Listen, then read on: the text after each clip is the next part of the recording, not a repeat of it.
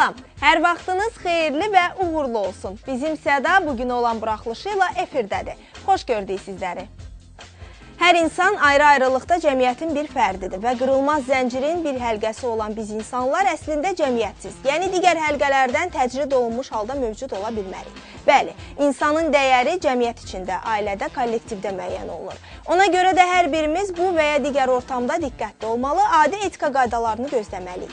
Bəzən elə məqamlar da olur ki, hərəkətlərimiz qeyri-ixtiyari baş verir. Yəqin ki, söhbətin vərdişlərimizdən getdiyini bildiniz. Ancaq vərdiş deyən kimi o dəqiqə zərərli vərdişlər barədə düşünməyin. Əməkdaşımız Türkan deyir ki, müsbət vərdişlər də var. Deyirəm, indi bu Türkan özünün gecikmək vərdişinə də bir don geyindirəcək.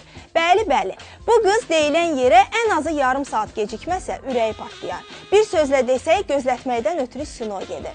Bunu onun növbəti sujetini izlədikdən sonra siz özünüz də şahid olacaqsınız.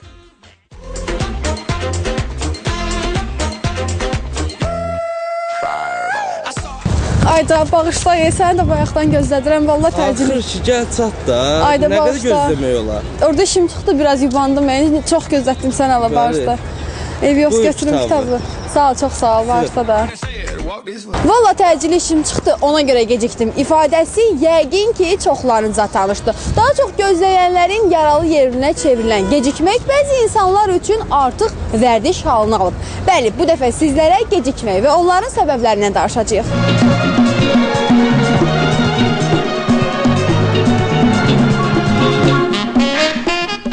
Eşikdən çıx da, arada qalmışsın, ne olur? Araba qədər gözləmək olar. Heç olmaca biri zəngin edir, zaman verəcəm, xəbər edirsən. Nicana qalmışdır axı. Gecikmək insanın fantaziya qabiliyyətini artırır. Bəhanələri ilə vəziyyəti düzəltməyə çalışan insanlar üçün gecikmək zamanla vərdiş halını alır. Bunun kökündə əslində özgüvənsizlik dayanır, yəni də özünə inamsızlıq, hansı ki, həmin insanlar biraz da isterik tipaja malik olan insanlar olur ki, isterik tipaja malik olan xarakter belə bir insanlar diqqət çəkməkdən çox həzz alırlar, yəni daim diqqət mərkəzində olmağa çalışırlar. İnsan nəyə gecikir, harasa gedəndə nəyə görə gecikir əslində? Ora getmək istəmir deyə, özünü məcbur edir deyə gedir və o üzdən də avtomatik olaraq, yəni psixoloji bir məqamdır ki, gecikir ora. Hansı ki, onun kökündə ora istəksizlik var, ora getməmək istəyi var. Mustafa gün ərzində uşaqları əyləndirmək üçün onları sevimli cizgi qəhrəmanları olan Mickey Mouse'un simasında qarşılayır. Gecikmək vərdişi artıq onun da həyatında həll edilməz problemə çevrilib. Deyir ki, gecikmək onda artıq vərdiş halını alıb. Gec yatmalar, səhər gec durmalar. Məsəl üçün, harasa getmək istəyirəm, saat 12-də 1-də dura bilmirəm, saat 3-də 4-də. Yəni, belə vərdiş halı alınıb. İşimdə də belə bugün səhər gecikmişəm. Saat 9-da gəlməkdim, saat 10-da, 10 yarısı gəlmişəm. Bəs bu sənin üçün problem yaratmırmı? Problem olsa da dözürük. Bəs bu problemi aradan qaldırmaq istəmirsənmi heç? Çalışaram qaldıram. Ümumiyyətlə, kimisə gözlətmək hörmətsizlik əlaməti sayılır. Xüsusilə də bu hal daim təkrarlanırsa, gözləyən şəxsdə şüuraltı olaraq gözlədənə qarşı xoşagəlməz təəssürat formalaşdırır. Daha çox gözlədən tərəfsiz, yoxsa gözləyən? Gözlədən. Ümumiyyətlə, bax, sizi gözlədəndə münasibətiniz necə olur qarşı tərəfə qarşı? Pis gözlədən. Niyə? Yəqin çox gecikməyi xoşlayıram. Bəs sizi gözlədəndə münasibətiniz necə olur? Çox pis. Gözləyən tərəf. Ümumiyyətlə, bax, sizi gözlədəndə necə olur münasibətiniz? Biraz əsəbləşirəm də normal olaraq. Hər ikisi də. Bax, indi məsələn, kimsə gözləyirsiniz? Bəli. Padruqamı gözləyirəm, amma daha çox gözlədən də ola bilirəm, yəni. Bu halın qarşısını almaq üçün təyin olunan yerə gecikməmək üçün vaxtı düzgün planlaşdırın. Vaxtınızı hissələrə bölün, yola sərf olunan vaxtı hesablayın. Gecikməmək üçün həmin vaxta 10-15 dəqiqə də əlavə edin. Vaxtı düzgün qurmaq önəmlidir. Yəni, gün ərzində günlük, yəni proqramlaşdırma deyilən bir şey var. Ola bilər, təbii ki, spontan hallarla rastlaşa bilər insan, amma məsələ orasındadır ki, günlük insan əgər bilirsə ki, bu günlərim, misal üçün, mənim bir planlarım var. Hansı saatdan hansı sahada qədər mənim boş vaxtlarım və yaxud da ki, hansı saatdan hansı sahada qədər hansısa bir işlərimi bu saatlarda qaydasına qoymalıyam. Proqramlaşdırma planlaşdırılmır və düzgün vaxtı seçib, vaxtı bölüşdürmədən çox şey asılıdır, hansı ki, bunun qarşısını ala bilər. Əgər siz də dostlarınızı hər gün dəqiqələrlə gözlədirsinizsə, onlardan sizinlə amansız olmalarını xahiş edin. Onlara deyin ki, sizi gözləməsinlər. Bu cəza sizi gecikməkdən xilas edə bilər. Alo. Hə. Bir saatı səni gözləyirəm. Gəl çıx da. Oturmuşam soyuqda. Niyə belə edirsən? Necə? Gəlmişdin? Ola bilməz, bəs görmədin məni. İnanmırsan, bir saatı səni gözləyirəm. Ayda. Siz də əgər tez-tez gecikirsinizsə, mənim kimi vəziyyətdən yalan danışaraq çıxmağa çalışmayın. Əks halda qarşı tərəfin inamını sizə qarşı bir dəfəlik itirə bilərsiniz.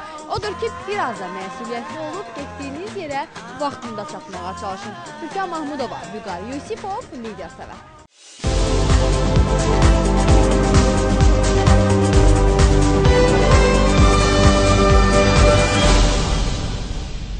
Mən 1-ci Avropa oyunlarında iştirak edərək Azərbaycanın 3 rəngli bayrağını zirvəyə qaldıracağam. Azərbaycan xalqı öz pəhləvanları ilə dünyada ad çıxarıb. Elə indinin özündə də el şənliklərində əməlli başlı dəmdəstgahlı pəhləvanlıq güləş meydanı qurulur. Cavan pəhləvanlar el-oba qarşısında ər meydanında qurşaq tutur, hünər göstərir. Adlı sanlı pəhləvanların xeyir duasını alırlar. Ümumiyyətlə, biz bütün xalqlar arasında mədəniyyətdə də, mətbəxdə də, elə idmanda da özümüzə məxsus dəsti xəttimizdən seçilirik. Əməkdaşımız Elmira da sıradakı sujetində dünya idman arenalarında bayrağımızı zirvələrdə dalğalandıran güləşçilərimizdən, onların 1-ci Avropa oyunlarına hazırlıq prosesindən danışacaq.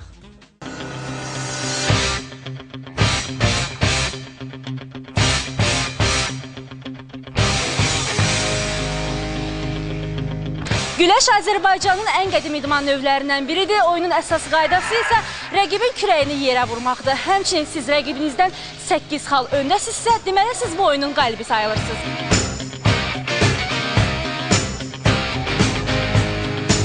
Güləş xalqımızın ən qədim milli idman növlərindən biridir. İdmançılarımız hər zaman bu sahədə böyük uğurlara imza atıblar. Ölkəmizi təmsil edəcək gənclər böyük ruh yüksəkliyi ilə məşqlər keçirlər. Həmişə öz sözünü deyən idmançılarımız Avropa oyunlarına çox böyük əzmlə hazırlaşırlar.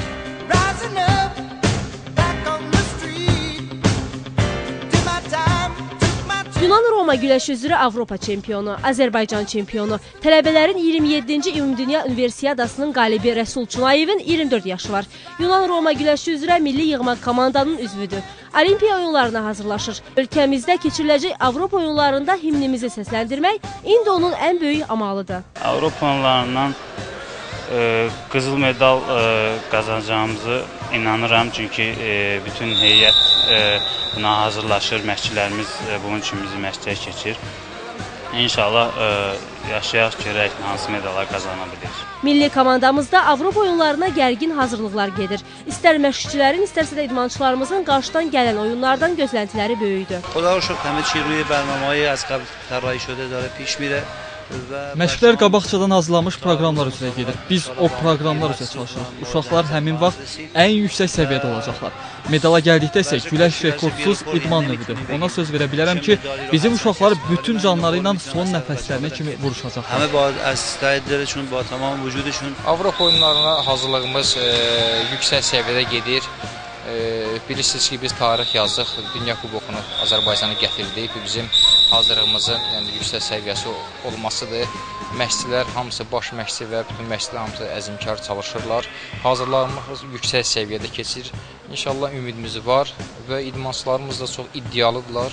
Həddindən artıq məqsədimiz var.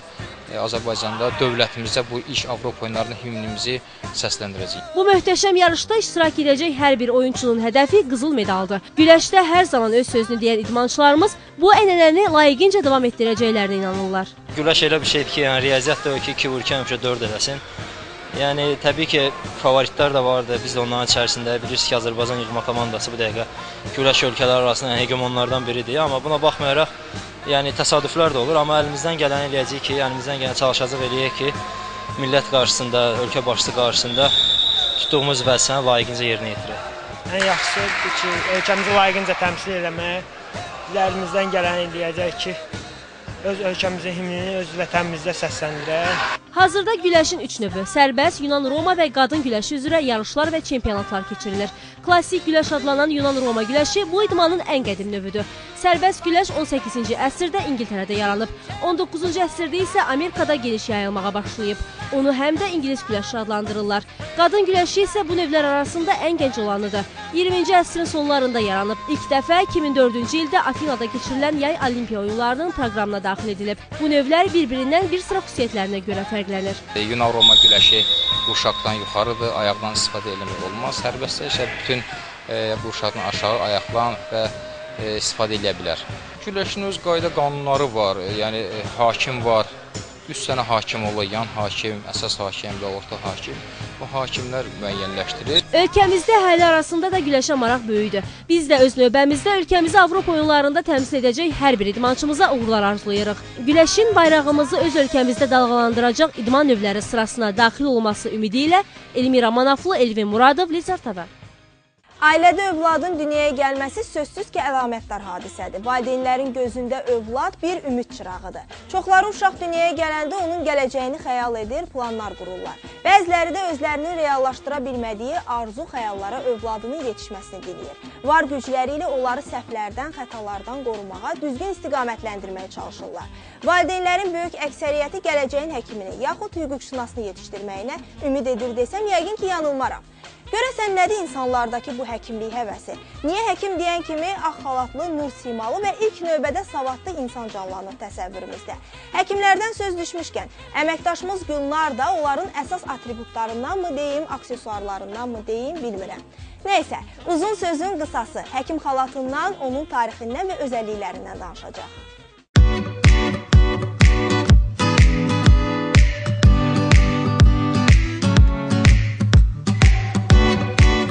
Müasir dövrdə hansısa bir həkimi ağ xalatsız təsəvvür etmək mümkün deyil.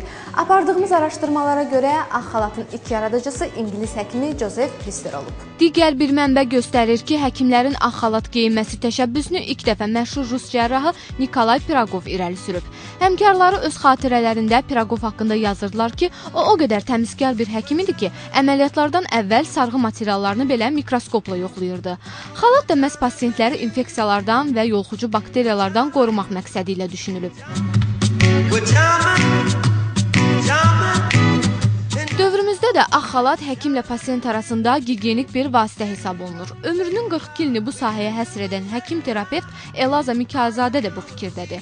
O deyir ki, uzun müddət hərbi hospitalda həkim kimi fəaliyyət göstərib. Onun fikrincə əsl həkim o kəsdir ki, xəstə ona inansın. Bunda isə ağ rəngin rolu danılmazdır.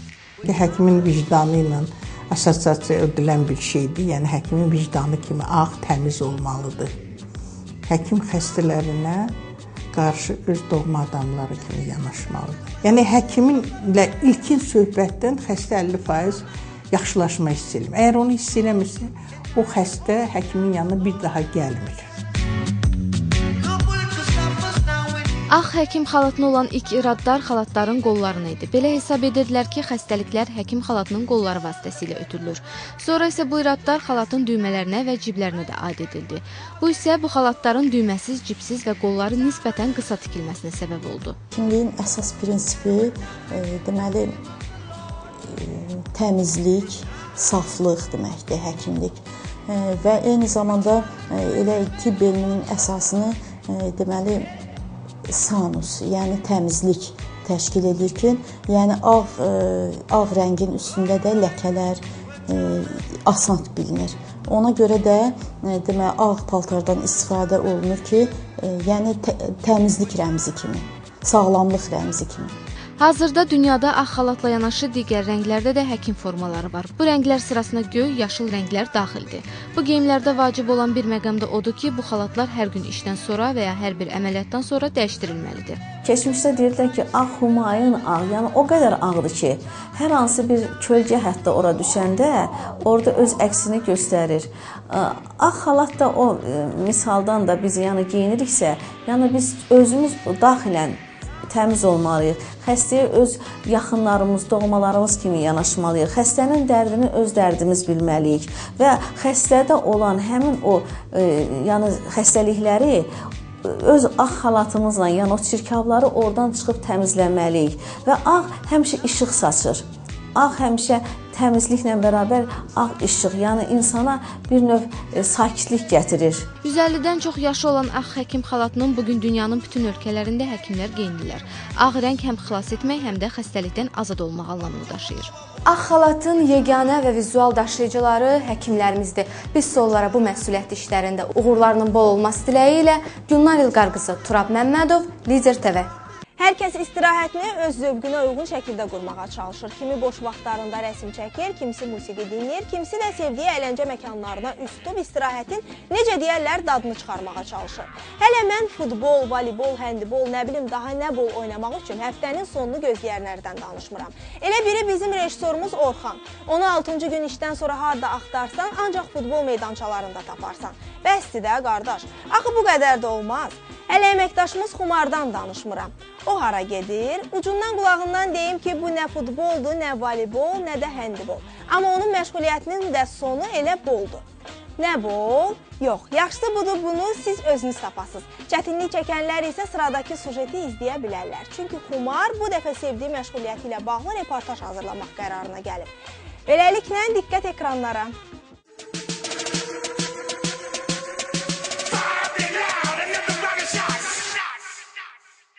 İnsanlar bəzən həyatlarının cansıxıcı və monoton olmasından şikayətlənirlər. Əgər siz də ən azından həftədə bir dəfə də olsa özünüzə zaman ayırmaq istəyirsinizsə, o zaman paintball-a mütləq üst tutun. Biz də bu günümüzü əyləncəli keçirmək üçün üst tutduq bu məkana. Paintball həm idman, həm də əyləncə növü kimi həyata rəng qatmaq və onu daha da dinamik etmək üçün əsas vasitədir. Bu oyunun tarixi barədə müxtəlif versiyalar var. Bəzi mənbələrdə paintballun müharibə illərində Fransada, digər mənbələrdə isə Charlie Nelson tərəfindən Amerikada icad olunduğu deyilir. Paintball üçün idman meydançasının necə olmasına gəlincə isə həmin ərazidə təbii və ya süni ot, torpaq və qum olur. Meydançada simmetrik şəkildə yerləşdirilən və süni olaraq sığınacaqları əvəz edən vasitələr qoyulur. Paintball oyununun əsas məğzi rəqib komandanın start bazasından bayrağı götürməkdir.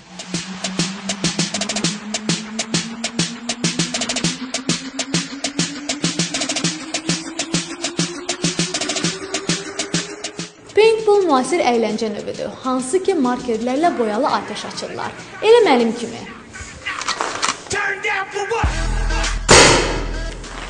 Sözü gedən oyunu maraqlı edən ən vacib məqam isə ondan ibarətdir ki, o həyəcanı və adrenalini özündə birləşdirir. Üst tutduğumuz paintball mərkəzinin icraçı direktoru Qəşəm Abdullayev oyuna start verilməmişdən əvvəl yarış iştirakçılarına qaydaları da izah etdi. Oyunun əyləncəli olması ilə yanaşı, həm də təhlükə ehtimalı bu qaydalara mütləq riayət edilməsinin vacibliyini göstərir. Uşaqlar, oyun vaxtı, oyun gedişatında heç kim kaskanı başından çıxartmır. Yəni, kim kaskanı başından çıxartırsa, gözünə dəyidirsə, yəni gözü çıxacaq, burnuna dəyidirsə, burun, dişinə dəyidirsə, yəni dişi çıxacaq. Protiv komanda arxasına keçirsə əgər, 3 metr məsafədən out deyirsiniz, həmin out deyilən şəxs də əlini qaldırır, oyundan kənarlaşır. Kənarlaşdırma yeri də qazda olduğumuz yerin yanında. Əli yuxarı vəziyyətdə olanı vurmursunuz, ya vurulubdur, ya da kaskasında problem var, olur kaska tərləyir. Əvizi qaldırırsınız, geriz kaskavızı təmizləyirsiniz, əvizi qaldırırsınız, hardan gəlmişsiniz, ora qayıdırsınız. Əvvəlki illərə nisbətən son zamanlarda paintball-a üst tutan gənclərin sayı çoxalıb. Əksəriyyət üçün bu oyun olsa da Murad və Amil üçün artıq həyat tərzinə çevrilib. Onlar deyir ki, bu oyun yeniyetmə və gənclərdə hərbiyə sevgini artırır. Oyun çox maraqlıdır, əyləncəli, adrenalin, necə deyək, həzz alası bir oyundur. Artıq biz oyunu bitirdik, çox əyləndik, yaxşı əyləndik. Necə deyəm, bu qədər, çox maraqlıdır. Hansı komanda qalib gəldi? Rəqib komanda qalib gəldi, bir dəfə mənim boğazımdan, bir dəfə gözümdən vurdular. Burada əsas ideya verməkdir. Burada qoldan, ayaqdan çox əsas ideya işləyir. Yəni öndən, arxadan saldırmaq, nə etmək, hamısı ideyadan asılıdır. Çox maraqlı alınır. Yəni belə fikirləşib düz getsək məğlub olacaq. Amma ideya versək, hardasa qalib ola bilərik. Mərkəzin icraçı direktoru bildirdi ki, paintball-a yalnız gənclər gəlmir. Hətta 35-45 yaş arası insanlar da bu oyuna maraq göstərir. Özü də gənclərdən də çox. Ən çox oğlanlar üstünlük verilir. Oğlanlar üstünlük verir həmin burada paintball oynamağa, qızlar da üstünlük verir. Qızlar bir o qədər az verir, üstünlüyü az verir oğlanlara nisbətən.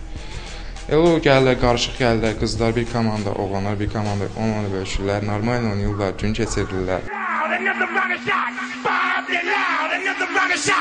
Əgər siz də vaxtınızı səmərəli, istirahətinizi isə əyləncəli etmək istəyirsinizsə, onda bu oyuna mütləq qoşulun və qalibiyyət uğrunu özünüzdə hiss edin.